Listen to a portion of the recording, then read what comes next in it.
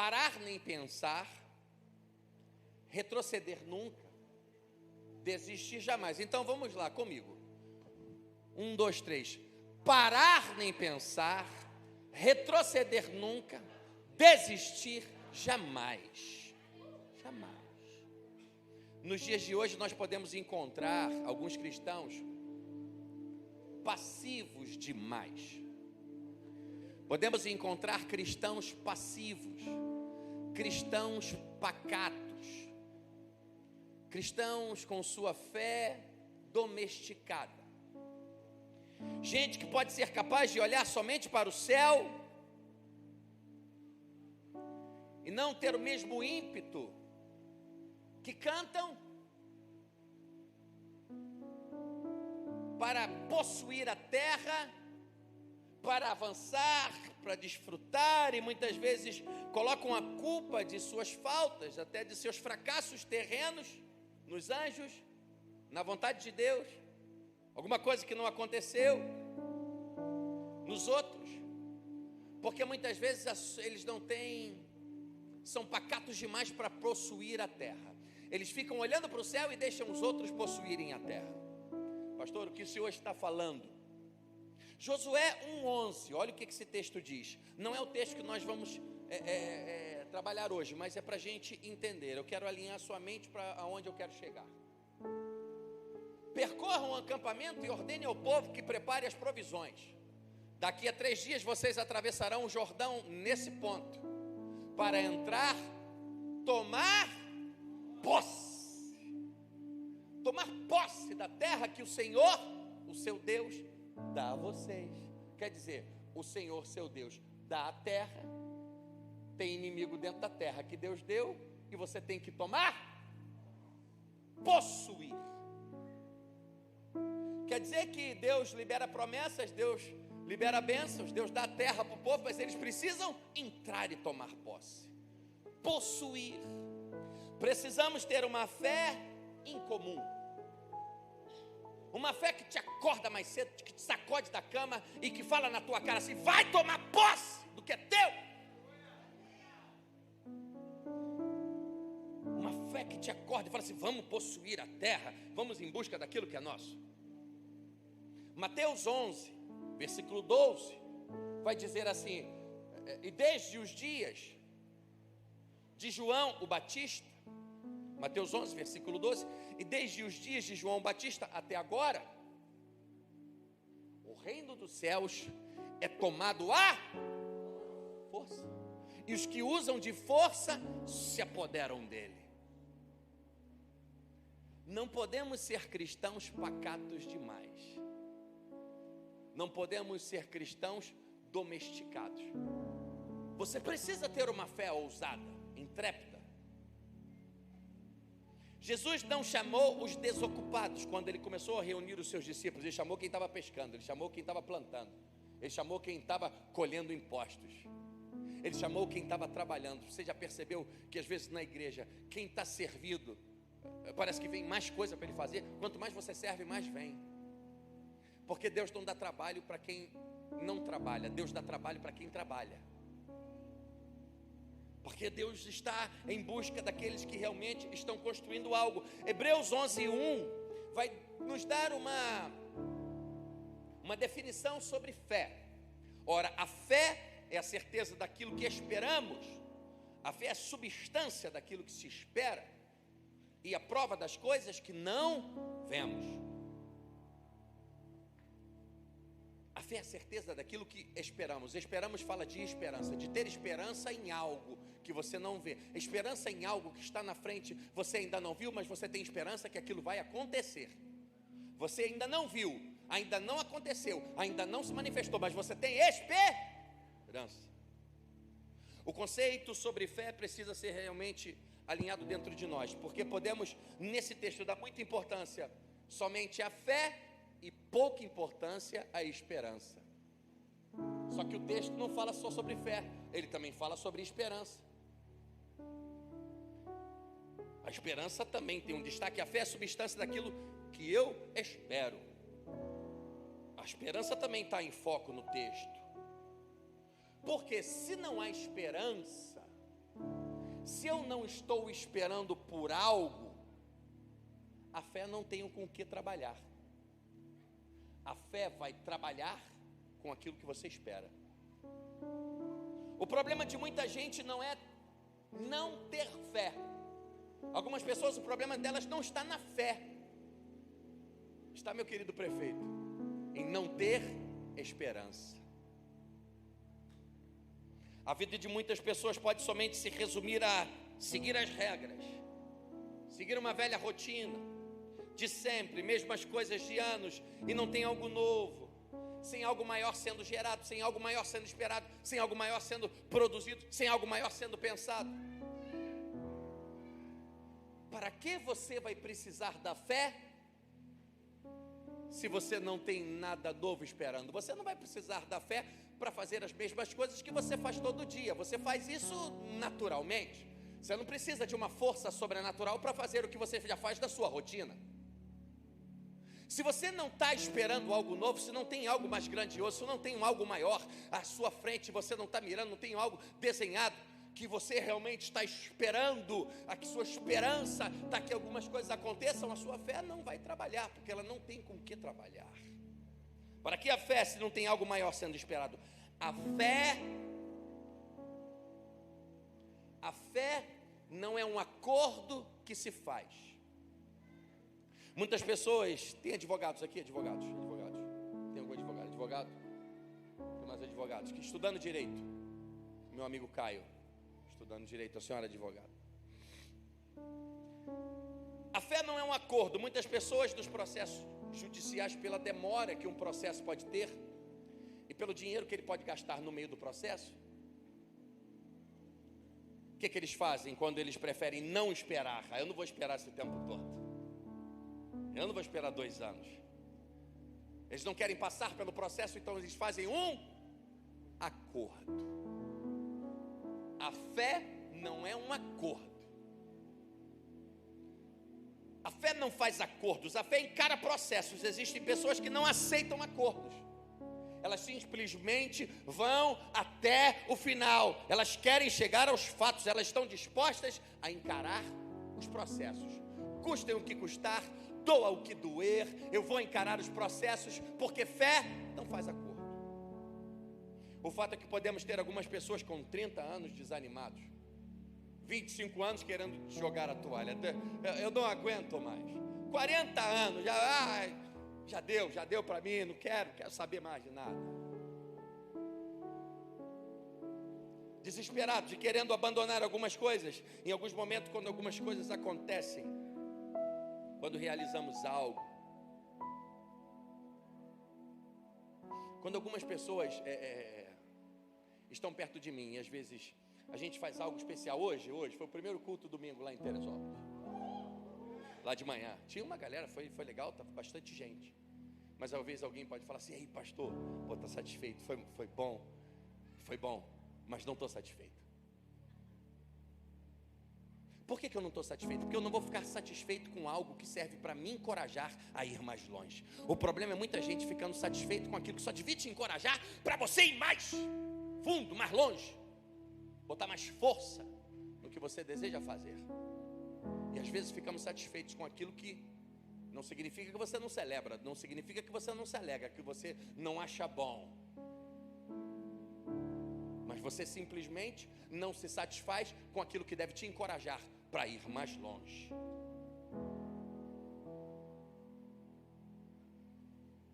Eu vou te falar em que tipo de evangelho que eu acredito.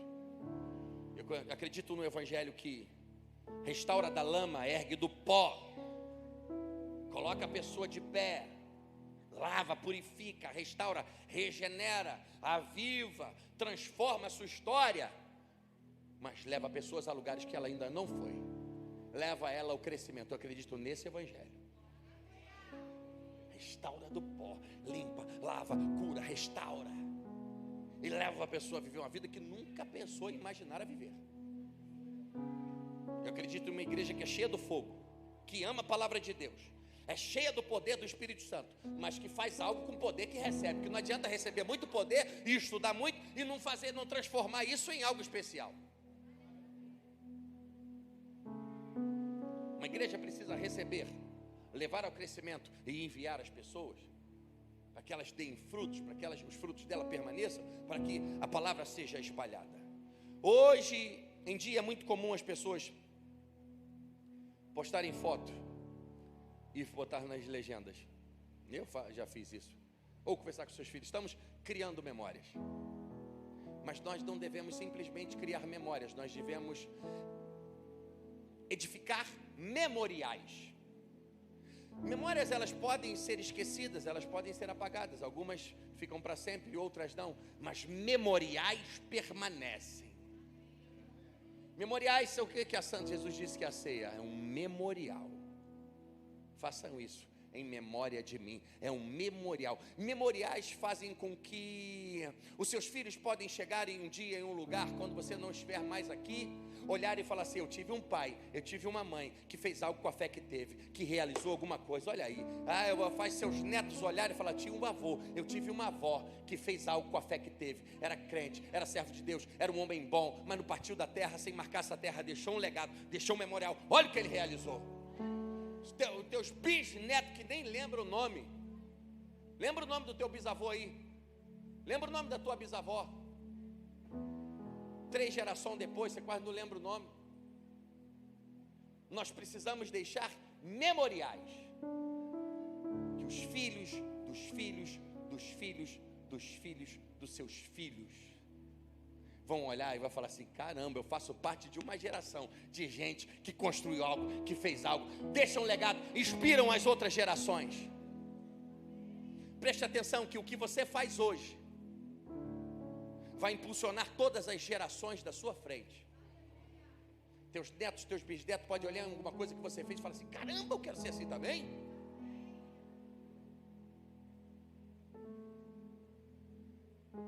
E agora vamos ler o texto que nós temos que ler. Gênesis 17, versículo 13 ao 22. Acompanhe na sua Bíblia se você quiser. Acompanhe no seu telefone, onde você estiver aí. Acompanhe no telão se você quiser.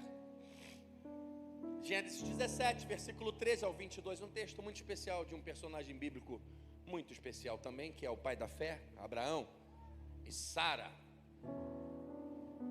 Sejam nascidos em sua casa, sejam comprados, sejam adotados, seja lá o que for, terão que ser circuncidados. Está dentro da sua casa, Abraão, vai ter que ser circuncidado. Minha aliança marcada no corpo de vocês será uma aliança perpétua. Qualquer do sexo masculino que for incircunciso, que não tiver sido circuncidado, será eliminado do meio do seu povo. Quebrou a minha aliança. Disse também Deus a Abraão: de agora em diante, sua mulher já não se chamará Sarai, seu nome será Sara. Deus troca o nome da mulher.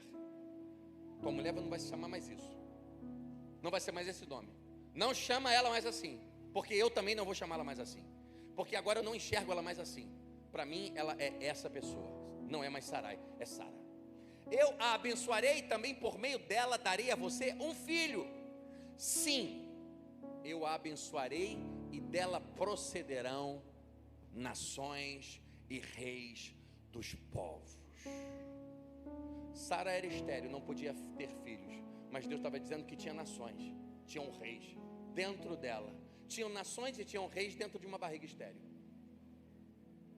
Abraão prostrou-se com o rosto em terra, riu-se e disse a si mesmo: Sara tem 90 anos, Abraão tem 99. E Deus fala que vocês serão benditos. Vou dar um filho a vocês. Abraão bota a cara no chão e ri. Porque não sei, né? Ele tinha 99 anos, né? Não sei porque que ele estava rindo. Poderá um homem de 100 anos de idade gerar um filho? Poderá Sara, que já passou da menopausa, já a quilômetros de distância, gerar um filho? E Abraão disse a Deus. Abraão já tinha um outro filho, que não era o filho da promessa, era Ismael. E Abraão quer fazer um acordo: permite que Ismael seja meu herdeiro. 19. Aleluia, 19, aleluia, 19, aleluia, 19. Eu dou glória, eu dou glória, eu dou aleluia, Então Deus respondeu: na verdade, Sara, sua mulher, lhe dará um filho, e você lhe chamará Isaque. Com ele estabelecerei a minha aliança, que será aliança eterna para seus futuros descendentes. E no caso de Ismael, levarei em conta o seu pedido, também o abençoarei e farei prolífero e multiplicarei muito a sua descendência. Ele será pai de 12 príncipes e dele farei um grande povo. Mas a minha aliança eu a estabelecerei com Isaque, filho que Sara dará a você no ano que vem. Deus dá um prazo para ele. No ano que vem, Abraão, eu não quero saber se as coisas estão funcionando ou não. No ano que vem, eu quero o teu filho. Eu quero a promessa. Quando terminou de falar com Abraão, Deus subiu, retirou-se da presença dele. Deus fala com Abraão. Abraão conhecia Deus. Abraão ouvia Deus. Abraão andava com Deus. Porém, Abraão estava se satisfazendo com um acordo. Abraão estava...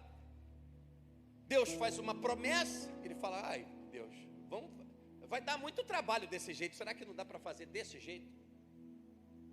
Abraão estava se satisfazendo com um acordo. Abraão estava no tempo do talvez seja isso, talvez desse jeito eu consiga, talvez dessa maneira se realize, talvez Deus aprove, eu acho que Deus está falando, talvez seja desse jeito, talvez eu termine isso. Mas a verdade é que as pessoas acomodadas, que não crescem, que não desenvolvem, não têm disposição, colocam a culpa na vontade de Deus. Essas pessoas sempre têm um talvez e um será nas suas justificativas. Que talvez tivesse acontecido, se talvez tivesse feito, se talvez eu tivesse ido, se talvez fulano tivesse vindo.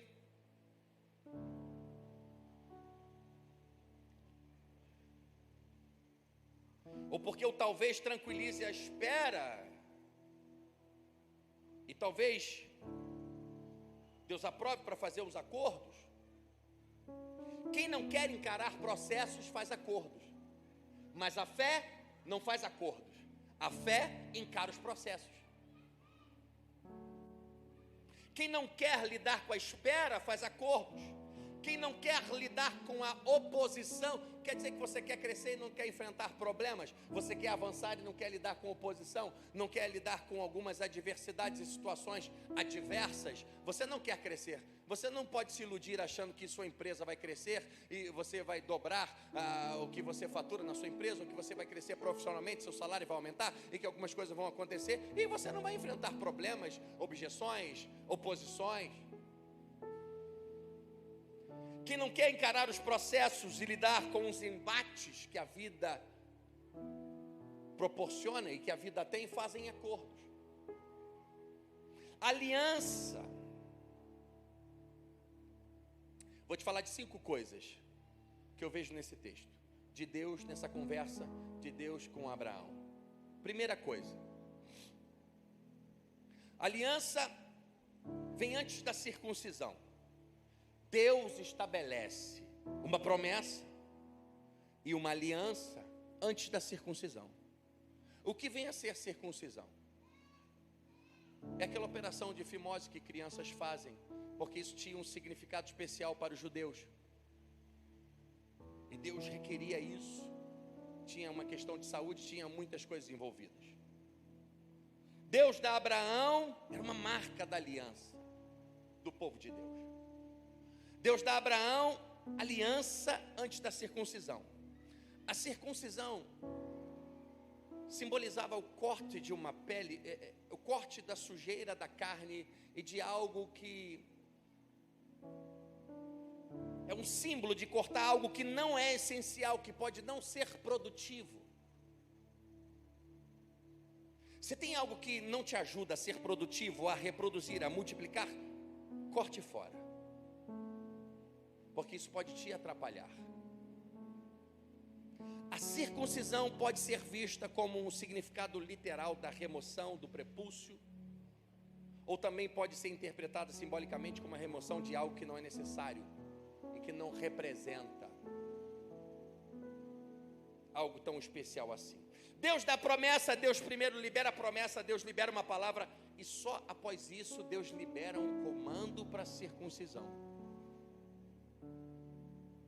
O que eu quero te dizer, o que eu posso entender na minha relação é que você não faz algo para ter uma promessa ou para ter uma atenção de Deus, porque você vai ver o salmista dizendo: Ele me ergueu de um poço de lama e de lodo.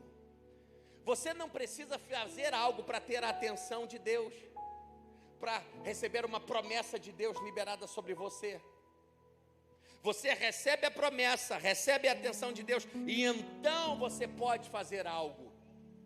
Deus não quer, Deus não precisa, Deus não vai colocar como um critério você fazer alguma coisa para Ele olhar para você e querer libertar você, abençoar você, restaurar você,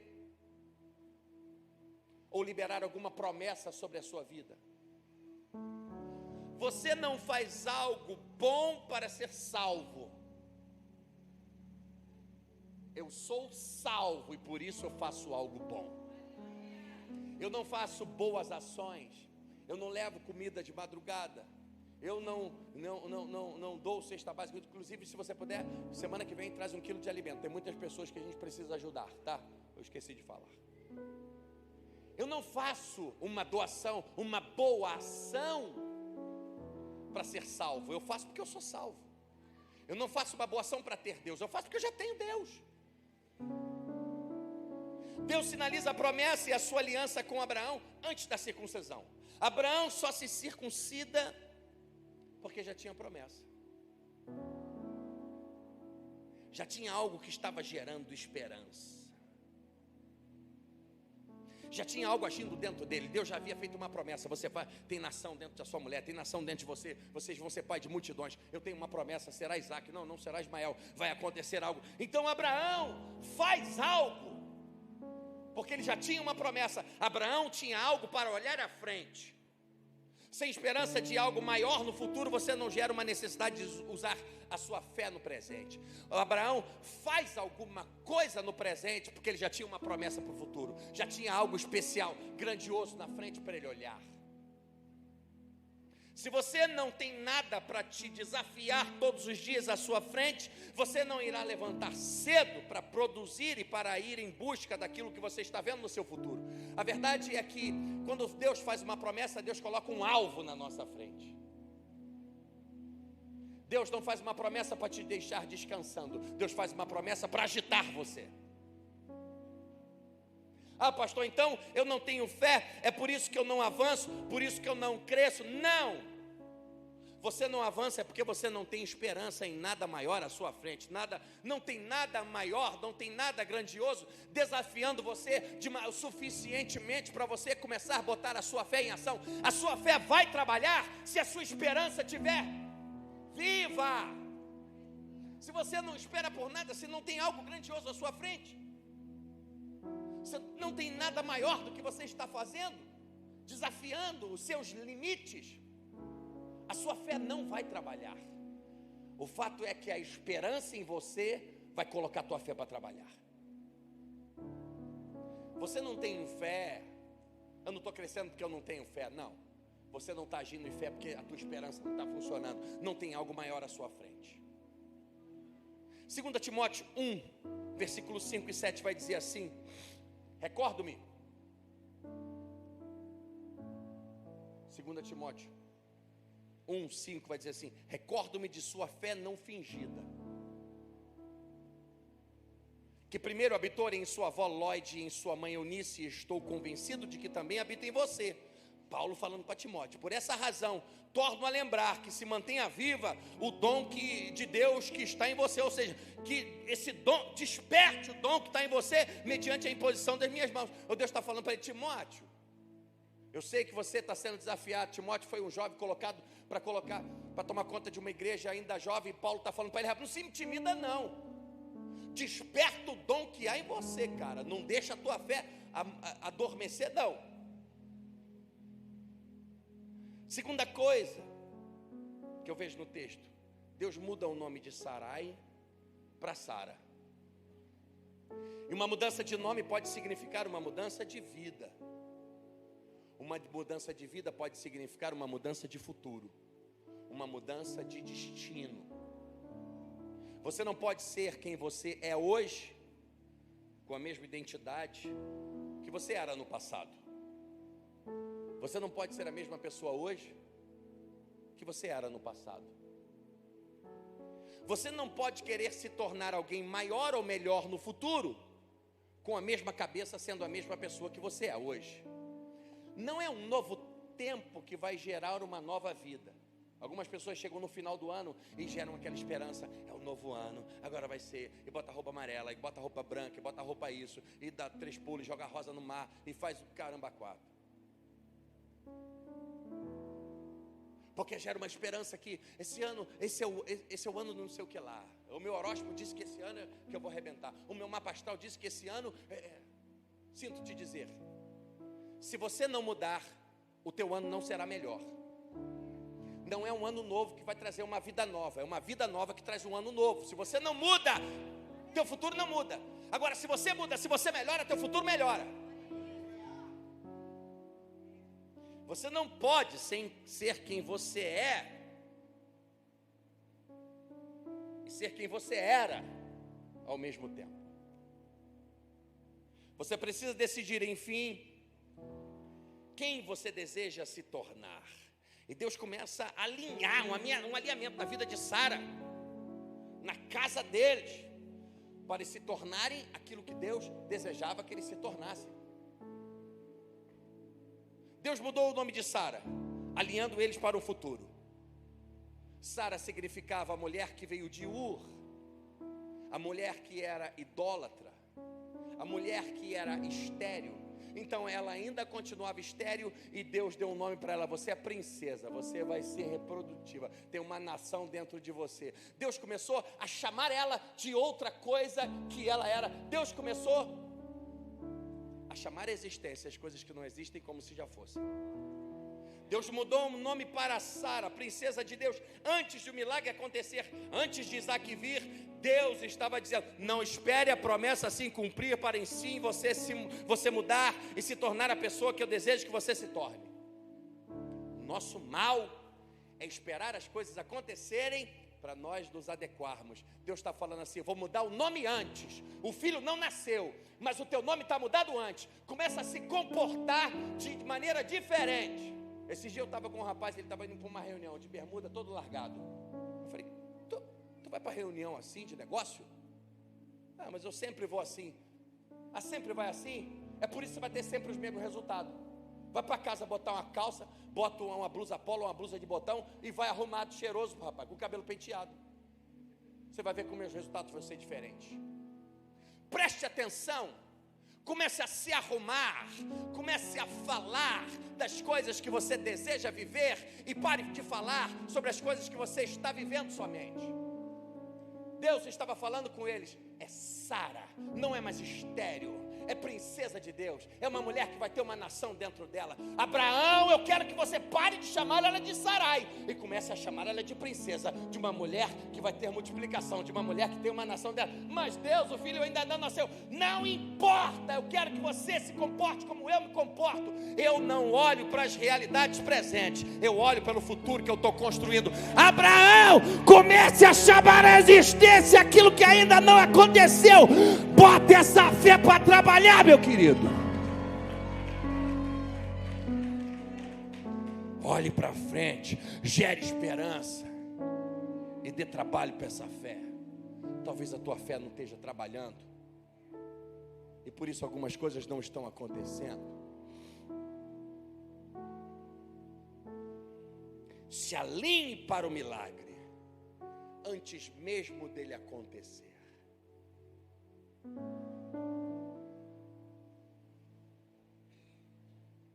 Prepare-se para o futuro que ainda nem começou ainda. Só tem uma promessa, eu só tenho uma palavra, e daí?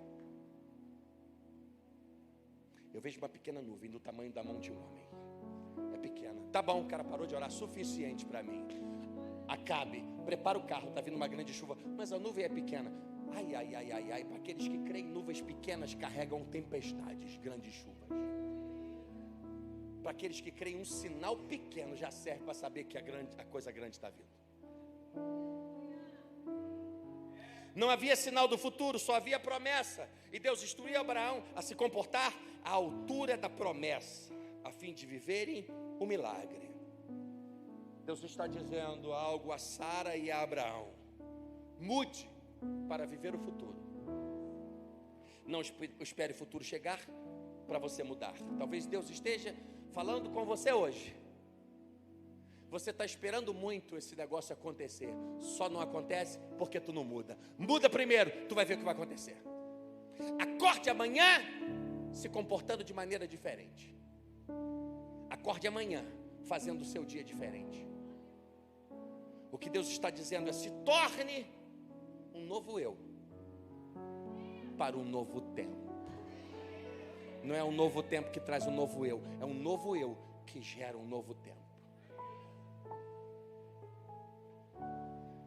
Deus está dizendo, independente de qualquer coisa: Abraão, Sara, não pare, não desanime, não retroceda, não desista, ande para frente em direção à promessa.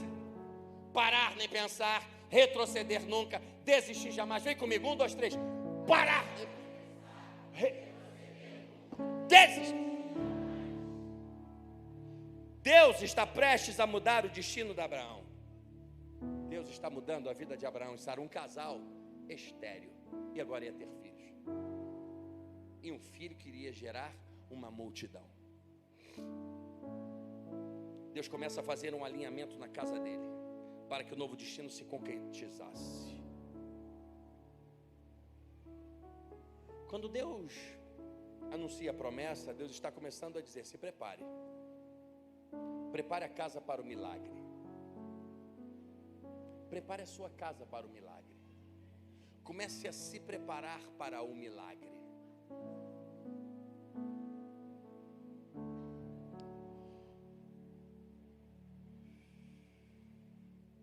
Terceira coisa que Deus fala com Abraão: tudo na sua casa, todo mundo,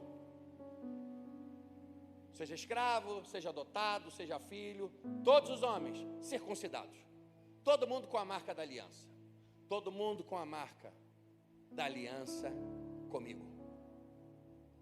Tudo na sua casa terá que ter uma marca da aliança, tudo na sua casa terá que apontar para a nossa aliança. Deus fala com Abraão e Deus começa a requerer de Abraão um alinhamento total na sua casa. Infelizmente hoje a gente tem casas que os filhos de 8 anos ditam as regras. Ele diz aonde que ele quer estudar. Ele diz se quer na igreja ou não. Diz que se vai de manhã ou se vai de noite. Diz que vai na escola ou não vai. Diz que vai comer ou que não vai comer. Diz que vai fazer ou que não vai fazer. Diz...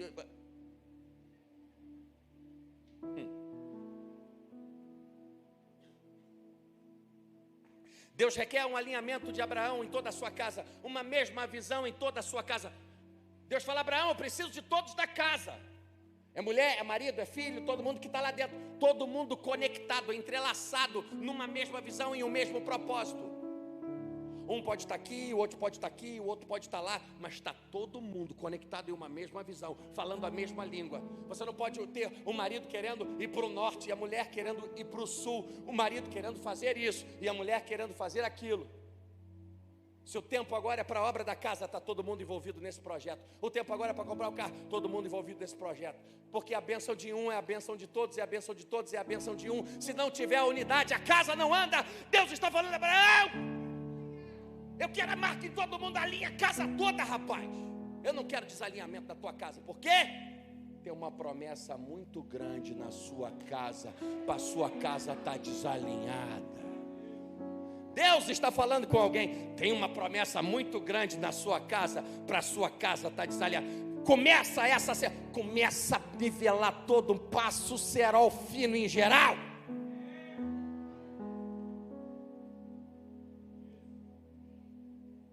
Essa vai ter um endereço, não sei para quem. Alinha hoje, para não chorar amanhã. É necessário um alinhamento de visão, uma conexão estabelecida gerando uma unidade dentro da casa, onde todo mundo olha para o mesmo lugar. Se você quiser ser eficaz em algo, seja individualmente, seja coletivamente, aprenda a ter foco. Muita gente não consegue algumas coisas e algumas vitórias na vida porque não tem foco. Está mirando aqui, está mirando ali, está mirando lá, está mirando lá. Segunda-feira está lutando por isso, terça-feira está lutando por aquilo. Por que não luta numa semana por uma coisa só, na outra semana você luta pela outra? Bota foco, bota força numa coisa, até aquilo acontecer.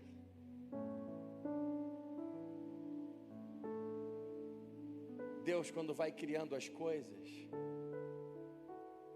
disse Deus, haja luz e houve luz. Disse Deus, haja relva, haja folhas, haja árvores, haja isso. E no final do dia viu Deus que era bom. E Deus termina e começa outra coisa no dia seguinte. Você vê que cada dia Deus foca em uma coisa. O Pai, o Filho e o Espírito Santo. Os três focam na mesma coisa. Pá. No dia seguinte eles focam em outra coisa da criação. Haja mares, haja luminares, haja estrelas no céu. No outro dia eles focam, haja animais e peixes no mar, haja animais sobre a terra. E no outro dia eles focam em outra coisa. Se você quer ter vitória, seja individualmente ou coletivamente, aprenda a ter foco. Quarta coisa que Deus fala com Abraão: circunstâncias não definem o futuro. Sara tem 89 anos, Abraão tem 99 anos. Todo esse tempo e o milagre ainda não tinha acontecido. Havia uma promessa e não havia um milagre. E eles estavam velhos demais. Abraão chegou a rir e falou: não tem como, meu amigo. As circunstâncias não favoreciam. O que fazer quando as circunstâncias não favorecem? O que fazer quando você tem uma promessa, quando você tem uma palavra, que você sonha com alguma coisa, mas você olha para a sua realidade, não tem dinheiro na conta, não tem possibilidade de avançar, quem ajudava não ajuda mais, a empresa está desse jeito, você não tem mais influência, e não tem aquilo, daí tem mais uma ponte, não tem de onde tirar, não tem mais o que fazer. Parar nem pensar, retroceder nunca, desistir jamais. Deus libera uma promessa e diz: no próximo ano, Abraão, no próximo ano eu quero vocês com Isaac nos braços. Deus dá uma promessa, dá um prazo para ele. Deus está dizendo assim: Abraão, eu sou um Deus que faço milagres, mas eu vou liberar uma promessa, mas você precisa gerar essa esperança. Você tem que colocar a sua fé para trabalhar, porque quando a sua fé vai começar a trabalhar, ela vai acordar você mais cedo, ela vai te empurrar para alguns lugares, ela vai te forçar a fazer algumas coisas, ela vai te fazer coisas que você não fazia antes, porque quem tem fé não é normal. Quem tem fé começa a fazer coisas que gente que não tem fé não faz. Não adianta você querer ter fé para viver milagre e ficar vivendo uma vida comum e tendo ações comuns geram resultados comuns. Milagres são coisas sobrenaturais. Então não ache que você vai ficar fazendo só coisa normal para viver sobrenatural. Abraão tinha 3 meses para colocar a pipa no alto, amigo. 3 meses, Abraão. Daqui a 1 ano você vai ter? Tem 3 meses. E depois tem 9. Deus dá um prazo. Preste atenção. Preste atenção. Deus trabalha com prazos. Deus trabalha com metas. Deus trabalha com agilidade. Deus falando: se levanta, vai, bora. Talvez hoje seja uma palavra para você, e Deus dizendo: olha, tem pouco tempo para você trabalhar para isso acontecer, mas se você trabalhar, isso vai acontecer. Abraão não está com 40, Abraão não está com 30, Abraão não está com 50, Abraão está com 99 anos. Não é fácil o que Deus está dizendo para ele. A situação de ambos não era favorável. O milagre não era favorável ao milagre e ao futuro que Deus estava apontando para eles.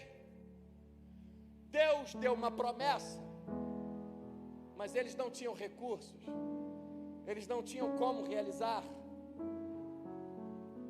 Circunstâncias não definem futuros. Não importa as circunstâncias que você está vivendo, não importa as coisas que você estão ao seu redor, não importa o que você não tem, Deus não está contando com o que você tem ou com o que você não tem para fazer o milagre. Deus não precisa que você tenha dinheiro na conta para Ele fazer o milagre. Deus não precisa que você tenha cartão de alguém para fazer o milagre. Deus não precisa da nossa influência para fazer o milagre. Deus não precisa que você tenha um telefone de alguém muito importante para fazer o milagre. Quando Deus quer fazer um milagre, Ele não está contando com nada que nós temos, Ele está contando com aquilo que Ele tem. E o problema é que a gente não vive milagre, é que a gente acha que Deus vai usar só o que a gente tem, e a gente às vezes não tem nada, então acha que o milagre não vai acontecer. Você não precisa ter nada para o milagre acontecer. Você precisa ter esperança que vai colocar essa fé para trabalhar. Não importa se você não tem nada. Você ainda não entendeu que são desses que Deus gosta? Os que não têm nada.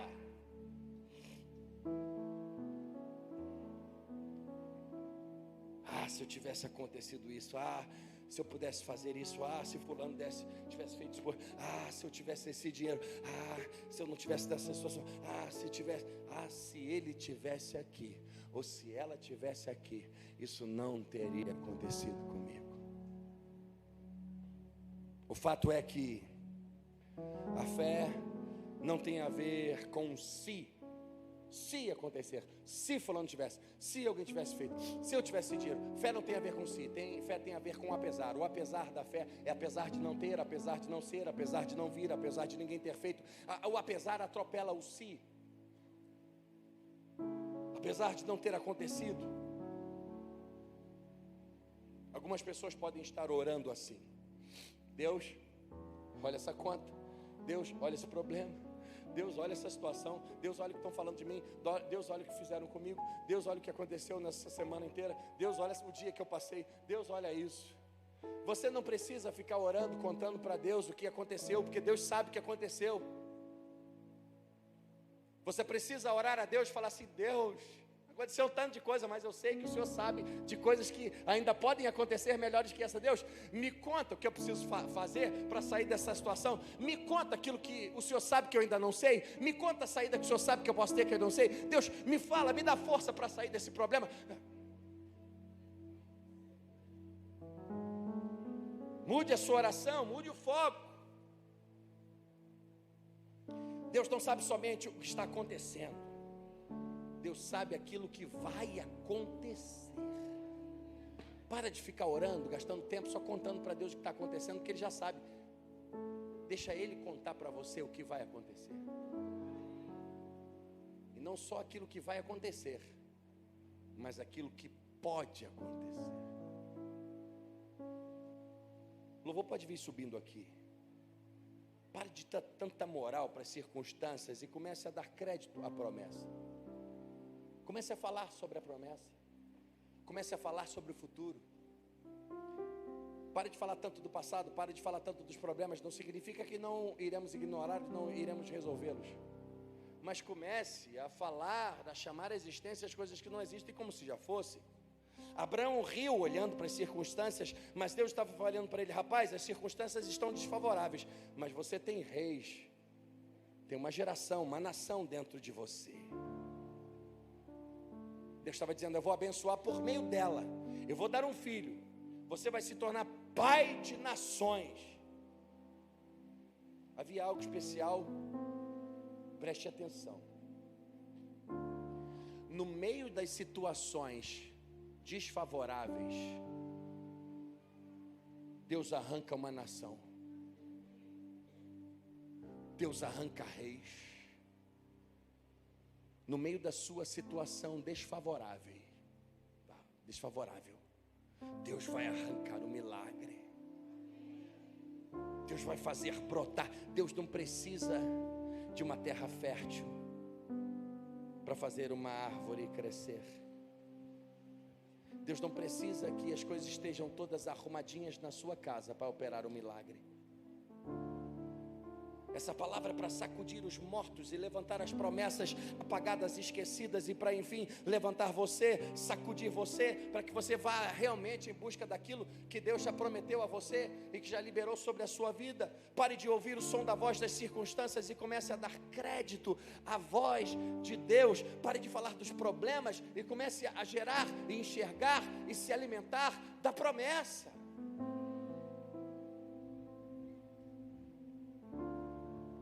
Você não precisa de circunstâncias favoráveis. Chega de ser alguém que aceita acordos. A fé não faz acordos. A fé enfrenta os processos.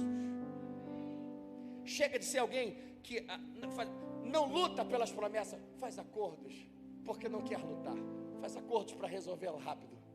O processo é de 100 mil, faz um acordo de 10 logo para resolver, pô, 100 mil daqui a anos, eu não sei se eu vou ter 100 daqui a 2 anos, 3 anos, se é 100 mesmo, se vai vir, faz logo de 10 de mil.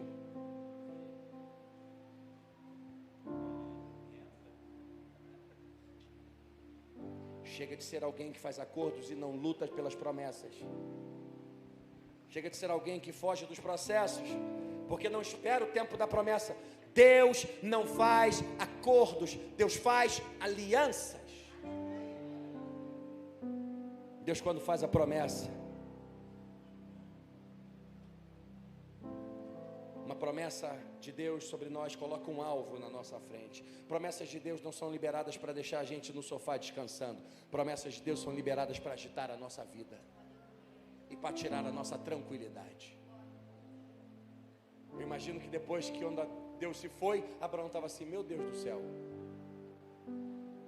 eu vou ter que dar um jeito agora. Eu vou ter que engravidar essa mulher. Vai ter que dar um filho, vai ter que acontecer. Ele precisou ter coragem para ir, ele precisou tentar, ele precisou encarar, ele precisou acreditar que mesmo ela tendo passado pela menopausa, mesmo algumas coisas favoráveis, mesmo que ele não tinha tanto vigor, mas que Deus restauraria seu vigor, restauraria sua força. A promessa de Deus vem para agitar a nossa vida. Fale para alguém do seu lado: não desista da promessa. Não faça acordos. Encare os processos, porque vão valer a pena. Vá até o final. Deus tem algo especial. Não pare no meio do caminho. Vá até o fim. Deus libera uma promessa e diz: vou dar uma nação. Tua mulher vai dar à luz a um filho. E Abraão fica assim: meu Deus, meu Deus, meu Deus. E ele já tinha Ismael. Ismael era um filho que ele já tinha, porque há muito tempo Deus já tinha dado a promessa e Sara não engravidava. O que Sara fez? Achando que Deus estava demorando muito, pega uma de suas escravas, uma de suas servas, fala: Abraão, tenha relações com ela. Ela vai ter um filho. Eu vou pegar esse filho e vou criar, vou adotar, e ele vai ser o nosso filho. Eles quiseram fabricar a bênção, quiseram fabricar um milagre. Não dá para fabricar milagres na terra, eles vêm do alto. Então Abraão tinha Ismael. O que Abraão faz? Deus fala: vou dar um filho, através dele será uma grande nação, será bendita essa nação. Ele já tem Ismael. Ele fala: então Deus, o Senhor está falando que a gente é estéril, isso vai dar um trabalho danado. Eu tenho Ismael, abençoa Ismael, deixa Ismael ser meu herdeiro, ele já está aqui. E Deus fala: não faço acordos, não faço acordos. Encare o processo. As circunstâncias estavam fritando a esperança de Abraão. Deus se recusa a fazer um acordo e fala: encare o processo. Não aceite nada menos que a promessa de Deus na sua vida. O fato é que Ismael já estava ali, seria mais fácil. Então Ismael representa a satisfação cristã. Ismael representa ser um cristão que ama a Deus, que ouve a Deus, que anda com Deus. Abraão era o pai da fé, mas ele estava querendo fazer um acordo com Deus e não encarar um processo. Ismael representava a satisfação. Ismael representava ser um cristão, ser alguém que anda com Deus, que ouve a Deus, mas não vive as promessas, faz acordos, aceita o menos. Ismael poderia representar o suficiente, a incapacidade de lutar pela vida abundante que Cristo. Jesus disse: eu vim para que tenham vida e vida em abundância. Esse texto não significa para dar dinheiro para a gente, para ser só rico, ser só próspero.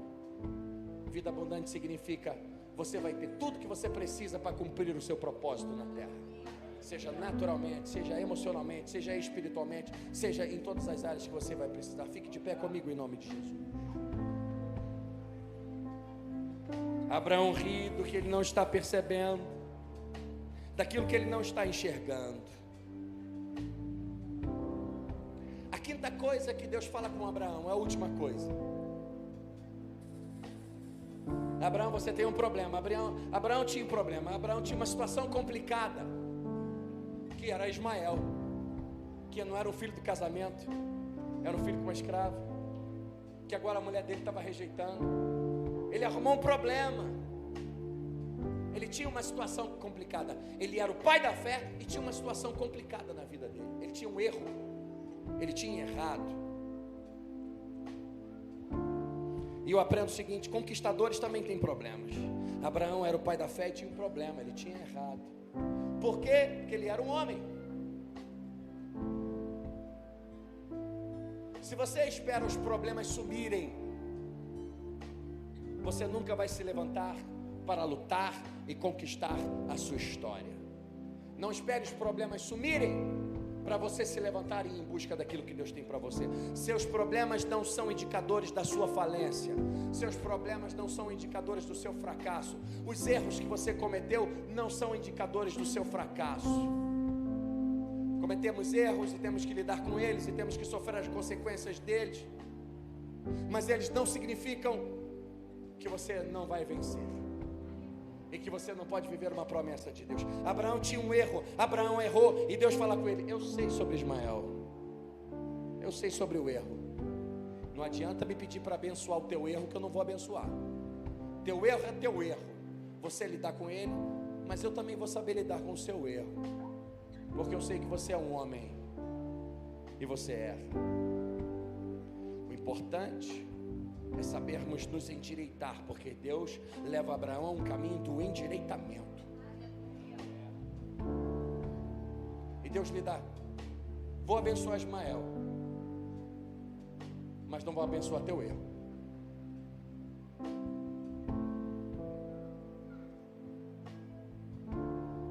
Ismael não tem culpa, mas Ismael era um problema. E Abraão pede para Deus abençoar Ismael, fala: deixa Ismael, deixa ele ser meu herdeiro. Sabe por quê?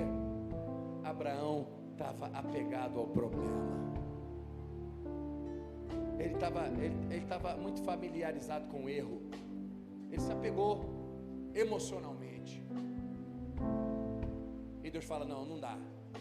Você pode estar apegado, você pode gostar muito, você pode achar que dá para rolar, mas não vai rolar. Sinto muito. Abraão, eu posso partir seu coração, mas eu não vou mudar por causa de você. Preste atenção. Deus prefere teu coração partido do que tua vida quebrada.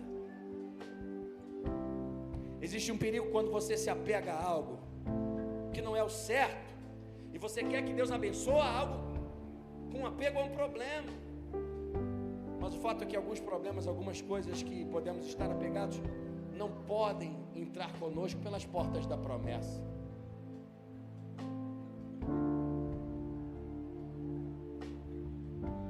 Abraão era o pai da fé. Salmo 51, 17 vai dizer que um coração quebrantado não rejeitará. Abraão tinha erros, mas Deus o levou a um caminho de um endireitamento. Você está aqui, você pode ter erros, mas os seus erros, os seus problemas, as complicações que você tem, não são os indicadores de que você não pode vencer e não pode viver as promessas de Deus na sua vida. Feche teus olhos nessa noite em nome de Jesus.